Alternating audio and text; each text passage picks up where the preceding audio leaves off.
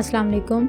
मेरा नाम मरियम नसीम है। मैं गवर्नमेंट गर्ल्स प्राइमरी स्कूल चक नंबर 212 पी तहसील सादकाबाद डिस्ट्रिक्ट रहीम यार खान PSRP फ़ेज़ 1 की लाइसेंसी हूँ। जब मैंने ये स्कूल लिया इसकी हालत बहुत खस्ता थी।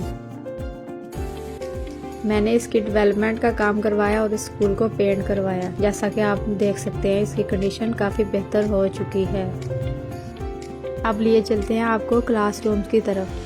ये बच्चे पहले मैट पर बैठते थे, अब इनके लिए रूम तैयार किया और 130 बच्चों के लिए मैंने फर्नीचर बाय किया। इस स्कूल में बच्चों को पढ़ाने के लिए वेल क्वालिफाइड बैचलर और मास्टर टीचर्स मौजूद हैं। हमारे स्कूल में बच्चों को जदीद तालीम देने के लिए कंप्यूटर लैब बनाई गई है।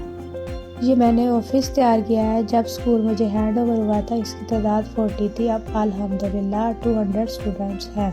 जैसा कि आप देख सकते हैं ये बच्चों के लिए प्लेइंग एरिया बनाया गया और उनके लिए स्विंग्स लगवाए गए हैं। जैसा कि आप देख सकते हैं स्कूल की डेवलपमेंट का काम जारी है। एलिमेंट्री क्लासेस के लिए रूम्स बनाए जा रहे हैं।